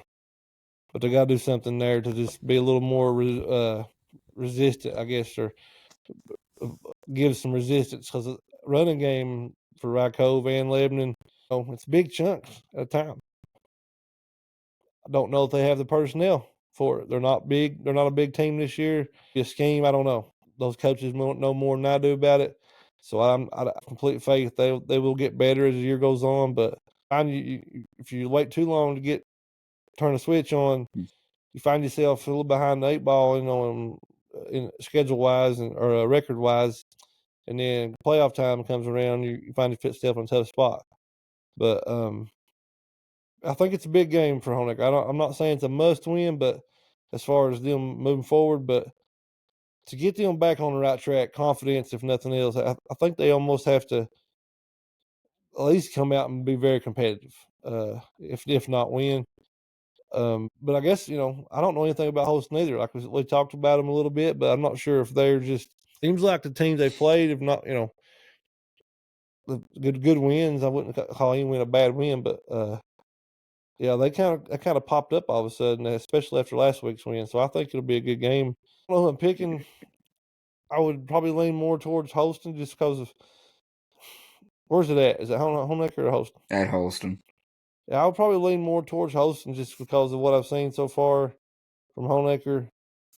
Until they do get back on track, it's just kind of hard to go against 3-0 Holston team right now. Yeah, I want to share a little bit of my thoughts of last week's game first, and then I'm going to get into this matchup. But Rykov had 550 yards of offense last week, and you've already mentioned it. The difference maker was the size of the line of scrimmage. I mean, it was obvious. It was a glaring weakness for Honecker, and it's not that I'm not trying to say anything negative about the personnel they got on the line of scrimmage. It's just Rakov's a big team. It's just a fact. Rakov's just a huge team. You're not, like you said, you're not going to find many teams with a line of scrimmage in single A around here like that. I mean, they're huge. They run the ball very well. They did not spread it out hardly any. I think some of the success that Honecker did find on defense, the moments they did find on defense, was when they got them in a 3rd and long and kind of got them in that situation where it wasn't an obvious running play and they kind of spread them out a little bit. Able to get a few stops there. And, some of that was due to some penalties and stuff. But, it wasn't very often. And, again, that's talking very highly of Rykov, I think. But, it's easy to armchair quarterback the whole situation from the sidelines. And we don't know what's going on from week to week. And we are, at least I know I am, not near as smart as these coaches. I'm going to put this out there, or put that out there before I say this. I think it's in my opinion, and I think me and you talked about it during the game, that I think that, Avery is maybe one of the best players in this area when he has the ball in his hands. They actively try to kick it away from him. He's a game changer when he has the ball in his hands. So I think really like in college, and he'll probably go on and play, I think he will be an outside receiver. I think that is his position. But, in the games we attended, the Lebanon game, the Rykov game, the defenses have done a great job doubling him, sometimes with somebody at the line of scrimmage pressing him and then a safety help, or even just an underneath zone in the flats and then, somebody in a deep zone. It's rare that anybody is just one-on-one with him. That does not happen very often. And I think by doing this that, so far they've kind of took him out of the game completely. And he's just such a weapon that I don't know that as an offense you can't have somebody like that be out of the game. I think we saw it a little bit. 2-point conversion, maybe it was a touchdown in the game. They had a sweep to him, and he scored. And I know that was one play, and it could be a lot of different reasons for the success in that play. But I think going forward, and like I said, I'm not a coach or anything like that, but in my non professional mind, I feel like that it would be maybe good to have him on some sweeps, even in the backfield. You mentioned maybe even a wildcat. I think that there is a lot of things that I think that you could do with him. Yeah, and that's not to say anything about the skill position guys they got back there right now. Running back Dee has had a good year when he's got got a chance to run the ball. I think that when you have somebody like Avery, the whole defense, like when he moves, the whole defense moves. Like it changes everything. And I think it would really open up maybe some of these routes and stuff on the outside. Just having him in sweeps or coming out of the backfield on a swing pass or even just running it. I mean, I think it would open up a lot. Again, armchair quarterbacking, it's not I'm not criticizing at all. I'm just more or less, as a football fan, looking at it like, man, like I think that I don't know you could go a possession without him touching the ball at least once. And I'm also a huge fan of the air raid, and I'm a huge believer in that you don't have to have the Jimmys and Joes to run it, but that's a conversation for another time. But I think that right now I think it would be maybe good to center that offense around him in some way and then build off of that. Yeah, I don't know enough about anything really to give anybody any advice. Especially don't know enough about the air raid to really comment on a whole lot other than what I've heard you talk about. But I do know when you have playmakers like him, they have to have the ball in their hands. I don't know if there's ways you can do it and still stay in your system and still try to stay true to spreading around, or if it's something that simple can happen, or if you have to kind of just maybe go away from what your principles are or your key, like your game plan is, and just maybe make stuff up as you go. I don't know, but I do know him and Peyton both are dynamic playmakers when they got the ball in their hands. But him with it, particularly running it, it's different. And I don't know. They got to figure something out to get for that. But again, I think you have the options there for them and for Coach Wicks and his staff to figure these things out. My big worry for them would be defensively, because I just don't see how you can't just get bigger all of a sudden. You know what I mean?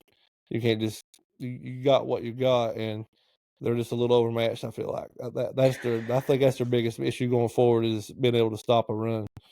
Yeah, I think that in the two games that we've seen them really struggle with that, I think they've also been, you mentioned undersized, but I think that those two teams have had very good rushing attacks. I mean, I think that Lebanon, we're just now getting a taste of Jesse and seeing how good he is. He's a big physical back. I think those teams throughout the year, those type of teams like a Patrick Henry, are going to be teams that will probably be the kryptonite for him. I think that they're going to have to scheme something up, to kind of make up for the size, and they got speed, but you're gonna have to scheme it up in a way that can maybe nullify that a little bit. But yeah, that's where you're gonna have issues, is the teams that just have huge offensive fronts, and not all of them do that they play this year. But no, you but got your Patrick Henrys that will. And let me just say this real quick. We mentioned Rykov, and we'll probably pick her game here later, but just in case we don't, they're not just big, like they're physical big. Like they're both. There's you can be a smaller team and still be physical, and you can be a big team and not be as physical. But they're both. Like they will absolutely flat out smack you in the mouth, and it's at almost every position. It seems like. But yeah, we can talk more about them a little bit later. Oh yeah, but we're going to talk I about guess them. I'll Yeah, go with Holston, man. I don't even know what Holston has. Like, no offense to Holston. I've not covered them much, not really looked them, like watched them play. Don't know if they're a running team, passing team. Yeah. I'm not sure. Well, I'm going to give you some information on them right now, real quick. Just shout out to them. Coach Chris Akers, he's a really good job over there. Holston is averaging 50 points per game right now and 411 yards rushing per game. So that should probably answer one of your questions. Well, so yeah, the team has a lot of talent with kids like Noah Tweed, Colton Hess, Colin Widener, and so far the star for him right now is their main tailback, and that's Luke Green, who's rushed for 396 yards. And you mentioned it before. I don't think anybody predicted them to be 3-0. no, I kind of had Chill Howie and Patrick Henry and Honecker. Favored Patrick Henry, and then maybe Chill Howie and Honecker fighting for it, and then but maybe even Rule Retreat ahead of them. Maybe it's just our fault for not really researching or knowing enough, but I didn't know that. I didn't know anything about them being 3-0 starting out the year. It's yeah. Well, even the paper acknowledged that it was a surprise even to them, and they probably know more than we do. The competition hasn't been great, but I think that the games. When you look at the John Battle game, John Battle had some success with Virginia High in moments. Yeah, that's the one that did it for me. Yeah, that's the one that and they had success against Burks, that running back that Virginia High has. Mm-hmm. So, I know Virginia High still won that game pretty handily, but Holston killed Battle. Yeah, it wasn't close. Yeah, Holston's been they were probably the surprise team so far. going into week 4. My pick, I think it's going to be a very high scoring game. I think whoever has the ball last could win. I don't know that, from what I've read, I don't know that Holston's necessarily huge up front, but I could be wrong. But I don't know if they're huge up front like Rykov was. But they're definitely going to be effective running the ball. I think, I don't know, but I really do feel like they're going to get Avery involved more in different ways. I think they're going to try to go. Still going to have him on the outside, I feel like, but I think they're going to try to force the ball in his hands more in different ways to not get kind of canceled out there. But I have Honecker winning this one, but I have it in a very close game.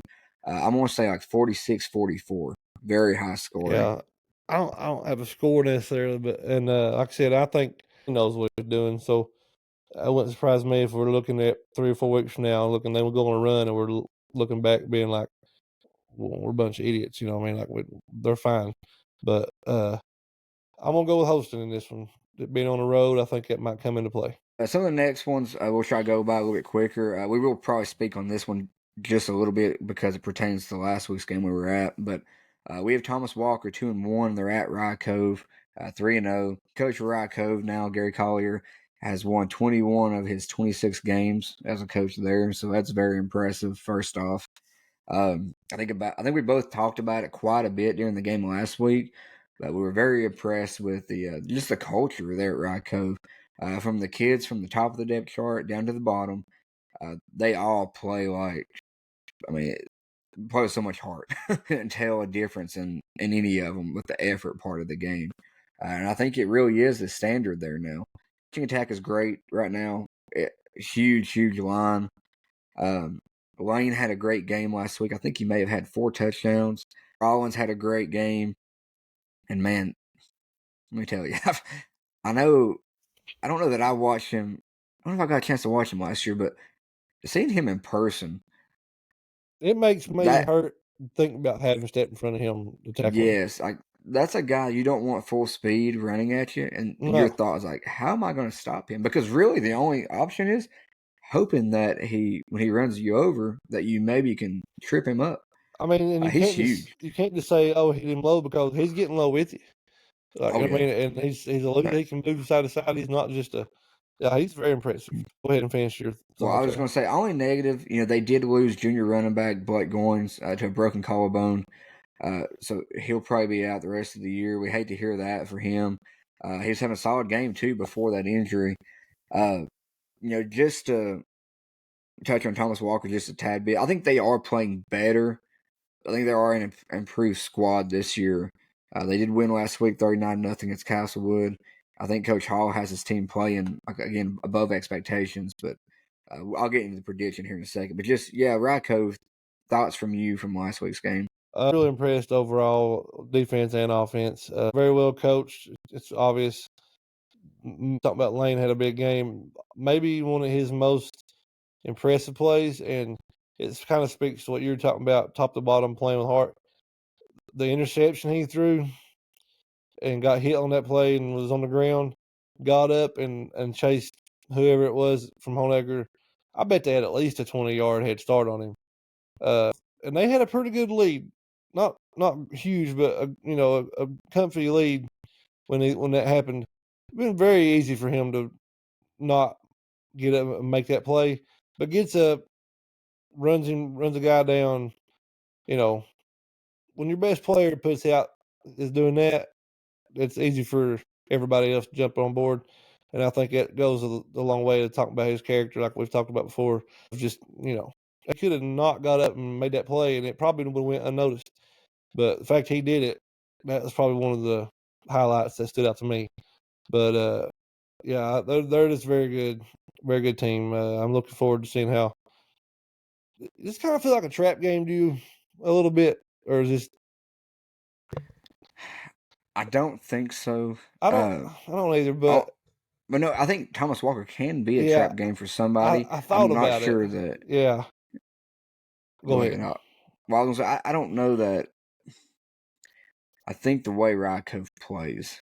Yeah. That I think that it could still happen. They could still end up, having a fluke game where they could lose.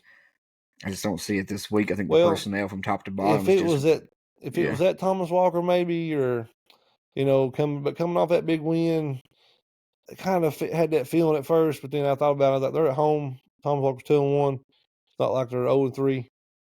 They should be prepared. So they probably not. But I just wanted to get your thoughts on it. But I think Rakovs wins pretty handily and goes to 4-0.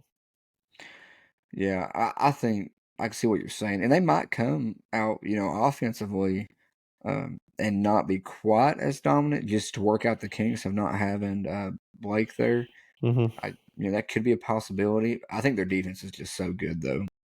They do a great job tackling on the open field, from top to bottom. All of them, all 11 players, they do a great job at that, including Lane. I think the very first play of the game, the kickoff, he made a huge hit on a kid. Mm-hmm. So I think they're the best 1A team right now in our area. Cove winning by a wide margin. But I did want to say before we get off of this that I wanted to thank the fans that came up and spoke to us during the game. Some family and stuff with the players we interviewed. It's always a treat hearing from you guys. I think that at least for me, it opens my eyes a little bit to what we do.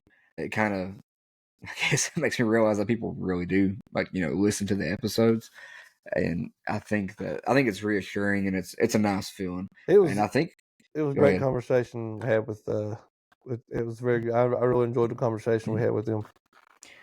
And I think one of the guys told, I can't remember if it was you or might have told one of the guys we were talking to that Rye Cove only loses 4 players this year. I don't know 4 if or that's 6 true, or but something like that. But yeah, it wasn't very many. yeah. There are probably a couple important pieces, but overall, that's not. Yeah, no, I think that we could be seeing them, uh, in these the same discussions next year, being as good as they are. Yeah, like I said, we're gonna move through some of these next ones. I won't be quite as detailed as those other ones. We have a few notes and stuff. I'm sure you do as well. But Richland's 0-3 at Abingdon, 3-0. As mentioned in the paper, Abingdon's head coach Garrett Ambergy is now the winningest coach in Abingdon history. Abingdon showed out last week and had a good win against Gate City. Owen Barr and Luke Honaker both continue to be great. Barr had 3 touchdowns. Their defense, showed out. Richlands had a tough game last week in the backyard brawl. We didn't get to go to it. Like I said, we were at Honaker and Rye Cove. But they fell to Tazewell 35-7. And I think the very first play of the game, we got message and said that they fumbled the kickoff. Richlands did, and Tazewell scored. So it was from the very beginning. Tazewell didn't look back. This was the 15th loss for Richlands in a row. But they did break that streak of not scoring, so they did get on the board there. Some maybe a moral victory, if any. But one thing I did want to mention before I send it over to you, that I think we had a wonderful discussion last week with Brady and Mayor Zach Kelton that they came on just detailing the backyard brawl and the history there. Just a lot of great stories in that interview with them. I didn't really have a lot of opportunities to share more clips from that. And even Bubba's interview, I don't think I got a chance to even share one of his. And I just want to apologize for that if you guys are watching. I usually try to get more out before game time, but things just kind of got crazy. Didn't get a chance to do that. But for those that are listening that haven't watched those, go check that out. A lot of very fun stories in that history lesson we had, things that I've never heard of. Super fun. And Coach or Bubba, the OC from Richlands, awesome guy. And we're definitely going to have him back on for a full hour career, lifelong recap. But I just want to throw that out there. Anything on this game before you pick? Abingdon wins by a lot. Yeah, I have Abingdon winning this one as well. I don't see it being close.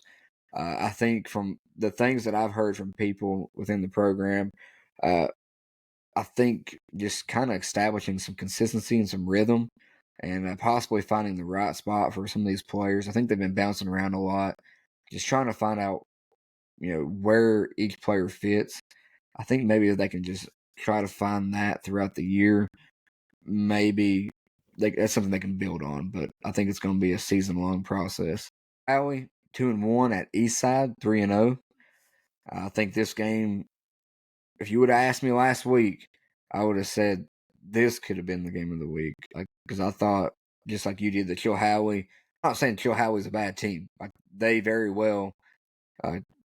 Last week could have been a fluke. I don't know. But they had a hard time getting anything going against Narrows. And I think we were both pretty low on Narrows after the way they played this year.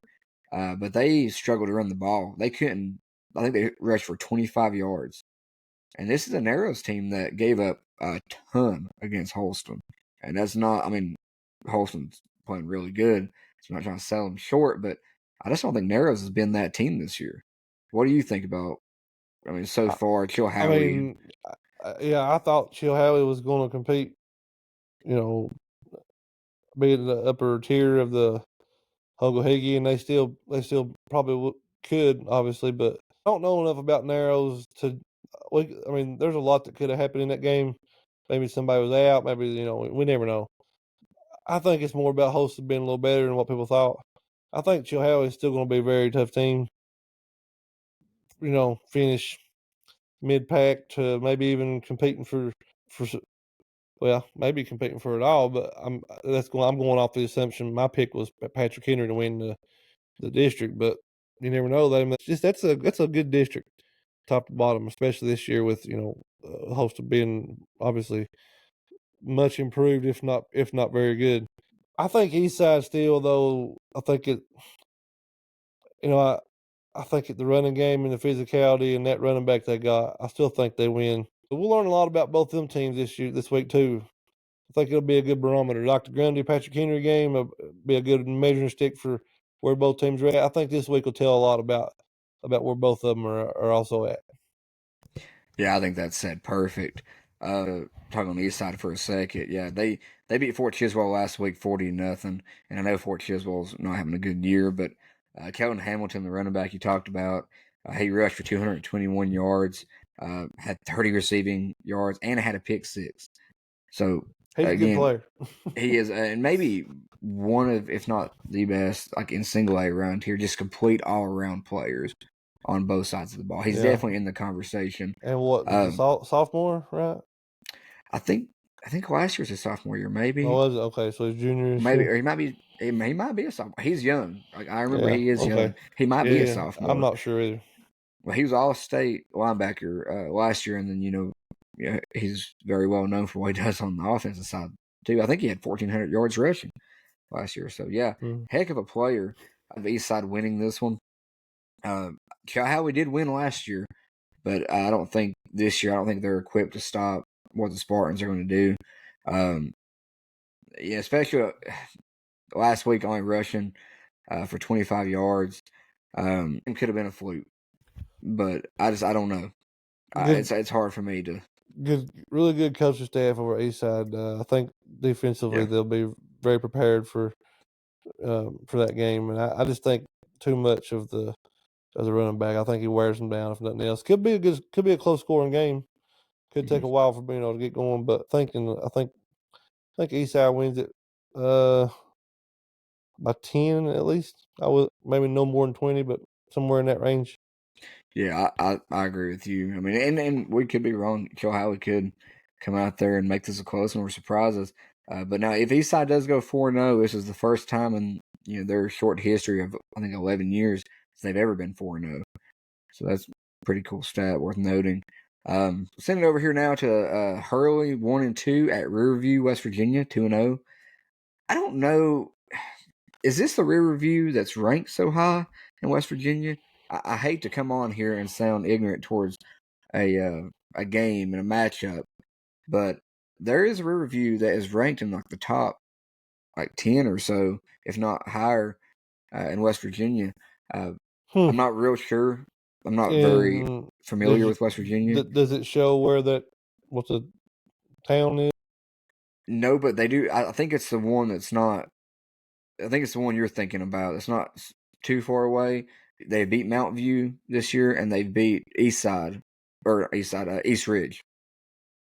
gotta be the same. I think so. I really do. Gotta be them, right? Yeah, but now I just want to throw this out there real quick. Not this in 3 weeks on October 11th, East Side Rye Cove.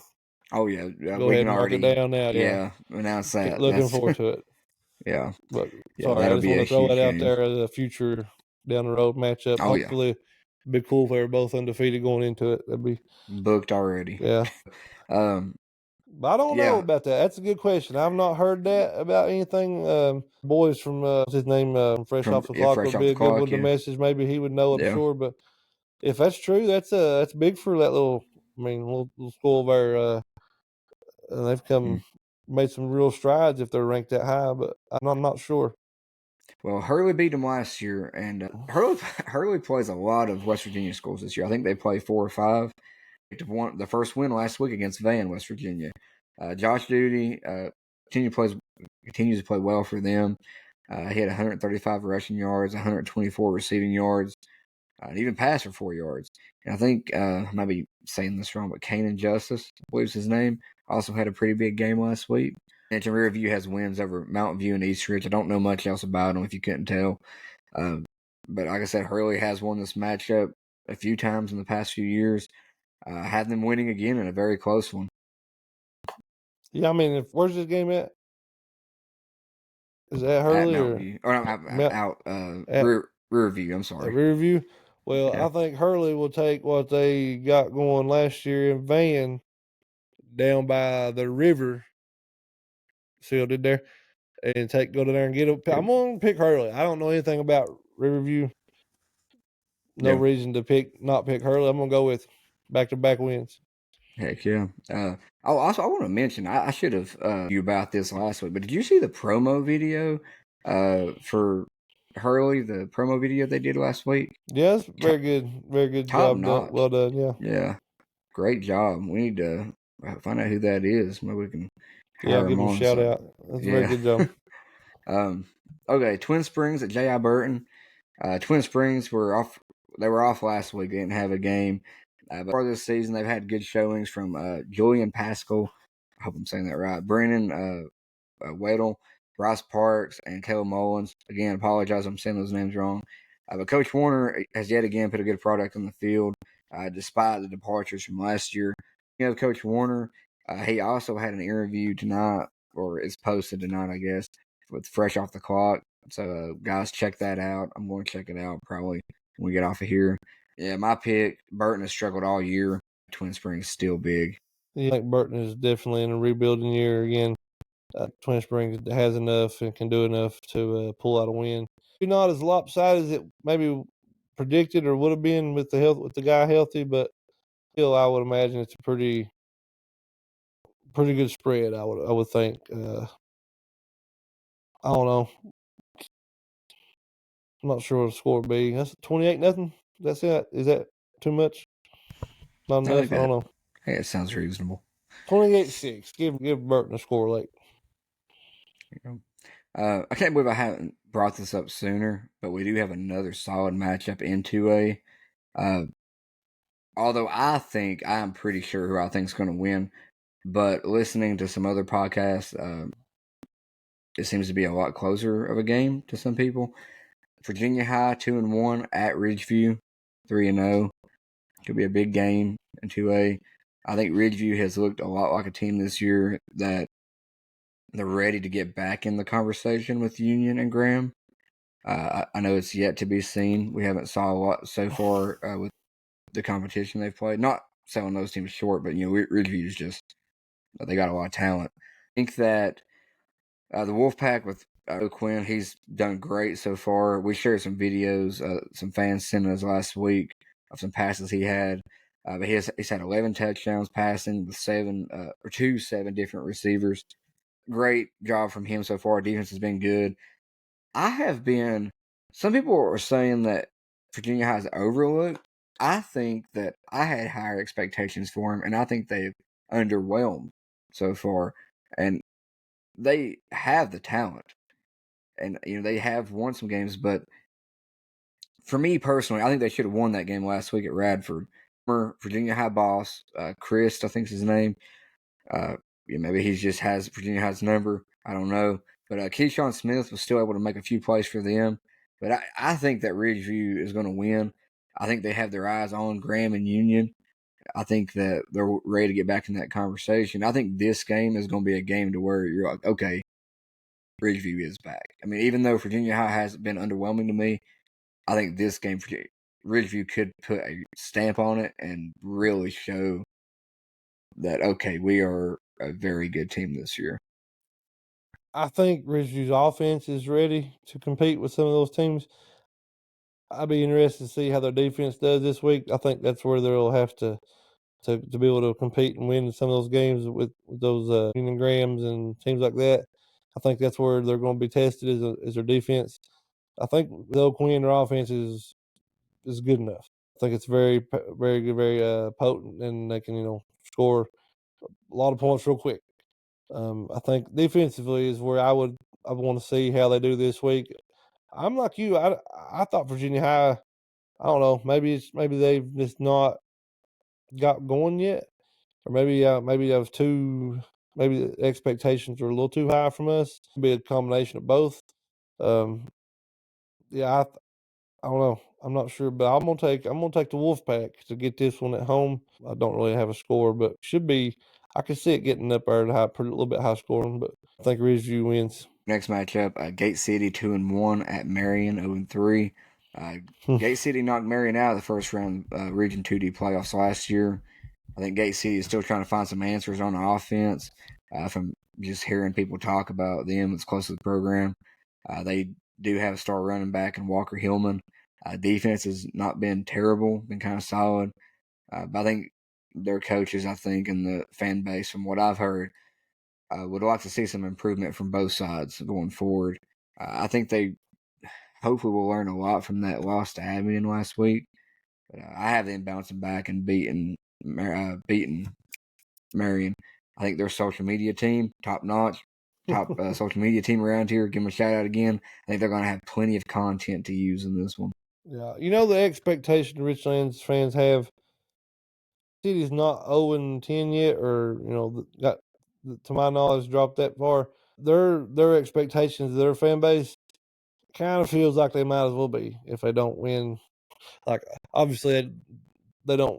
They would prefer 5-6 wins over 0, but it kind of feels like it's all the same to them. If they're not getting back to what you used to expect out of Gate City football and competing for that district and moving it on in region, and I think they're taking a lot of steps. I feel like those two fan bases, particular, are so used to that tradition and winning from 20 plus years ago, and it's been very consistent on all throughout. I think I don't want to say hot seat, but there's a lot of pressure to coach a school like that and not produce get to that point.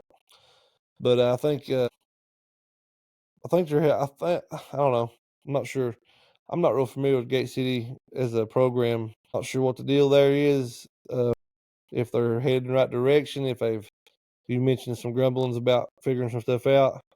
I don't know what the problem is, but this week won't be a problem really of any kind. I don't think. I think they roll pretty big. This next one's probably going to be a fast answer for both of us too. But Fort Chiswell 0-3, struggling all year. At Tazewell 1-1. Tazewell gets to show off that beautiful field they got now. I think this is the first home game, if I'm not mistaken. Pitt, Creasy, McDonald, all those guys. I think they have big games, and they're going to win big in this one over Fort Chiswell. Yeah. Gonna be a lot of guys getting a lot of playing time. Tazewell tomorrow night. There'll be a lot of bench players coming in, getting some PT. I mean, I just don't see any way. I don't know. Could be wrong, but I see it getting pretty bad early.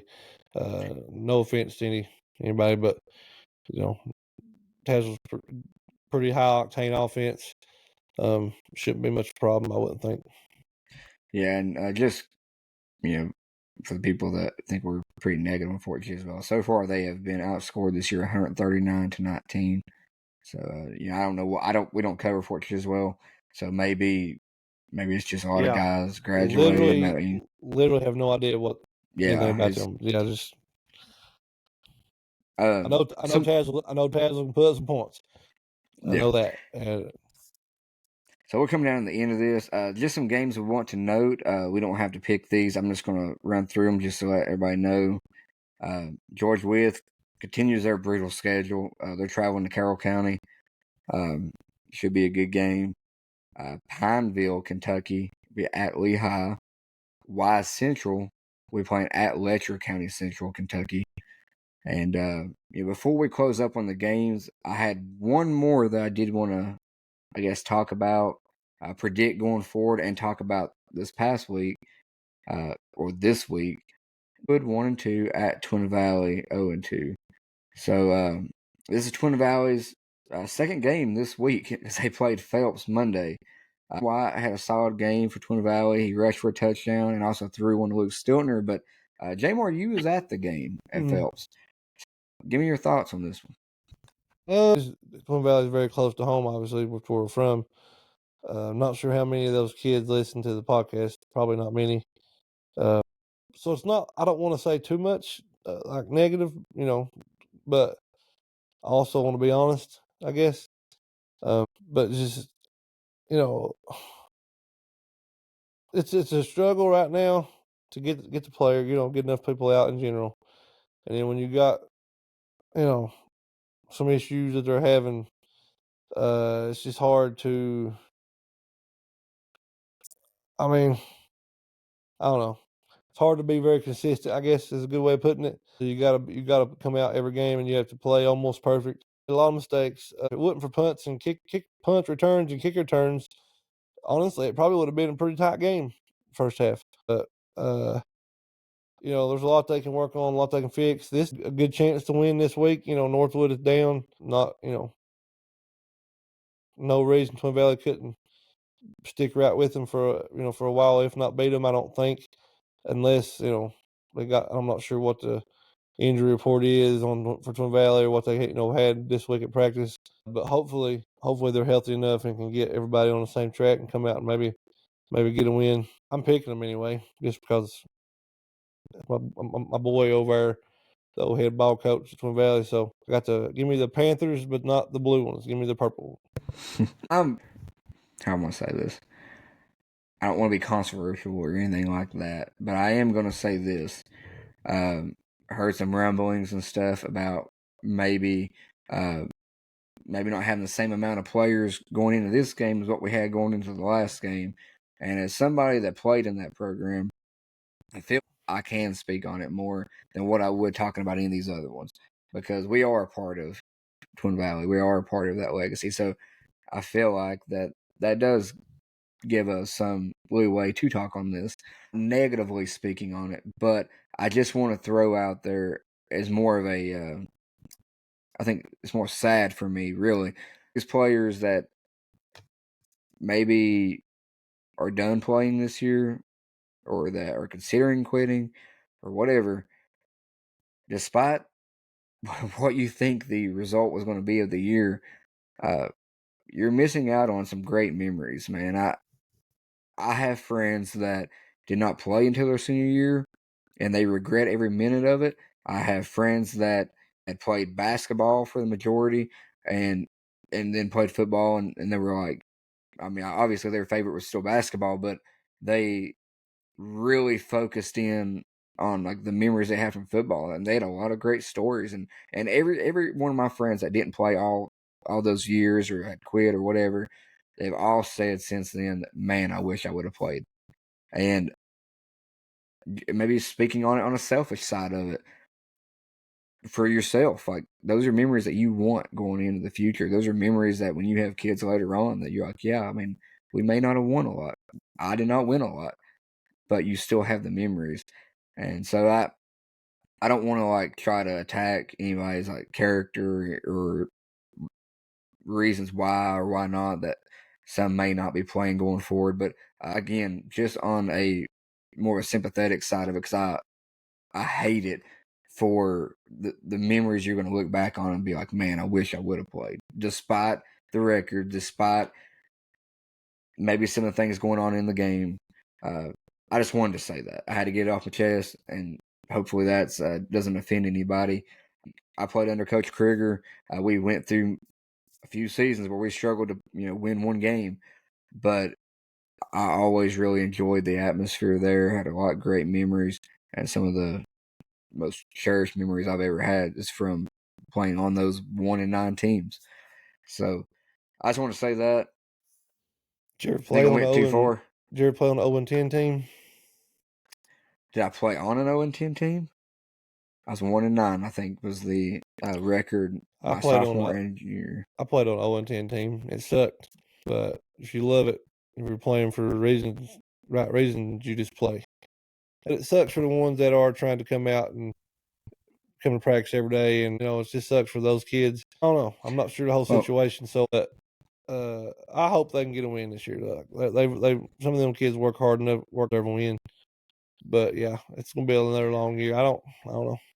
yeah. I mean, I know the reasoning behind a lot of this. Like I said, it's just more for me that just for the kids, like memories and stuff going forward. I hope that I hope anybody that leaves that school has the fond memories that I had.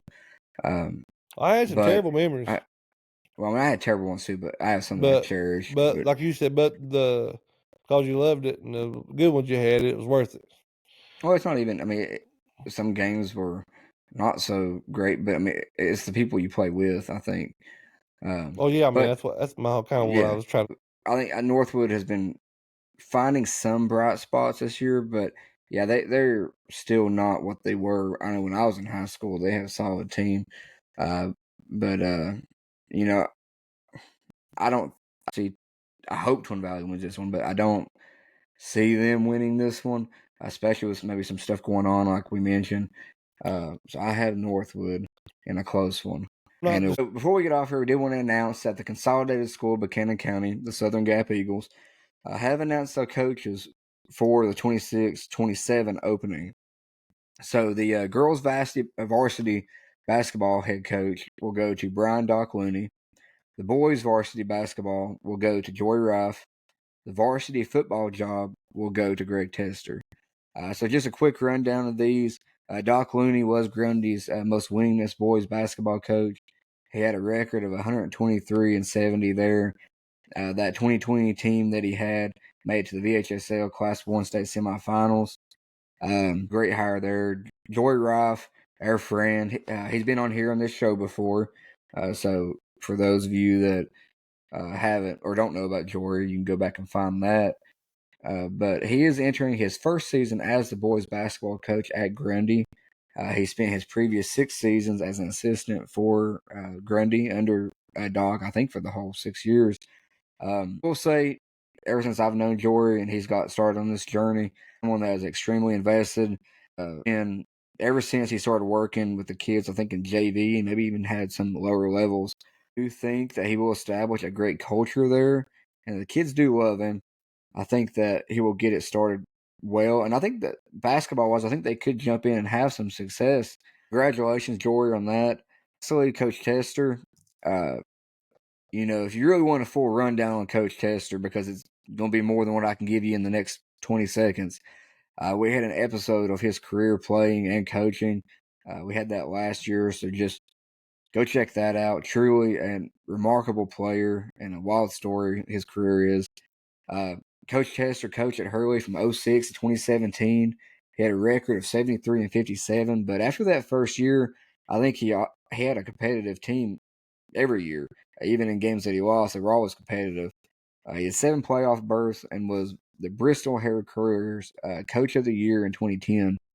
His 2016 team, we went and watched quite a bit, was 11-1, and they were VHSL's high scoring team. So I think, I believe as far as hiring from You within the got a lot of county, it in there for you said 20 seconds. That was good. I know. Well, there's a lot that there's a lot that that we left out. But as far as hiring from within the county, the program is going to be in good hands to start out. Chester's always got good results out of his teams. Always put a good product on the field, but he also establishes a culture through the weight room, and I think that's big in our area to get that going. Congrats to him, and congrats to all the other coaches. No, don't edit anything out. I'm not mad. Say this because I don't know how many people even listen this far, But Nobody, for the people, and we're going. we'll get some people from Buchanan County listening to this. I want, for me, for my statement on this to close with saying that Hurley has a fantastic community, fantastic fan base in their sports. Grundy, same thing. Twin Valley, same thing. I know we've been down recently and stuff, but you know when you play Jay Moore and some other teams, great fan bases. Wouldn't it be something if we all just came together? I know it sounds kind of kumbaya. I know, but it really is like I think we will feel like this maybe 10 years down the road, but I wish we would now. But it's like, you know, I think we should have a little bit of pride for Buchanan County. And when these other schools come in, I mean, it's crazy to think what just individually what Hurley has done as a community, like how great they are supporting their team, and these other schools, how great they are. What a force to be reckoned with if we all can come together and hope on the horizon. Okay. Well, this is it for us, guys. Well, I gotta pick my 1A, 2A teams. Oh yeah, my bad. We don't Go have ahead. to, but I got them wrote down. So 1A, Rye Cove, East Side, Patrick Henry, and Holston. I'm gonna throw Holston in there until we find out something different. And I know Patrick Henry's record's not great, but I still think they're probably up there. 2A, I got Graham, Union, Ridgeview, and Tazewell. I think Graham and Union obviously are the top two teams right now. Ridgeview is, I think they're the third best team. I mean, let's see them play some more teams to really figure them out. But on paper and what it looks like, they're pretty good. And I think Taz's offense just keeps them in around this conversation. So that's my what I got right now. That's it for us, guys. Concluding another great episode. Thanks for everyone that stuck around to listen to this whole thing. For your continued support. We had, I think, 2.7 thousand last week watch the episode. So, big jump. Thank you again for sharing it. So, we'll see you guys at Patrick Henry tomorrow night for the matchup against Grundy. Feel free to buy us hot dog. Yeah, get Jay Moore hot dog, please. Again, for the support. We'll see you guys at Patrick Henry and for the matchup against Grundy. God bless.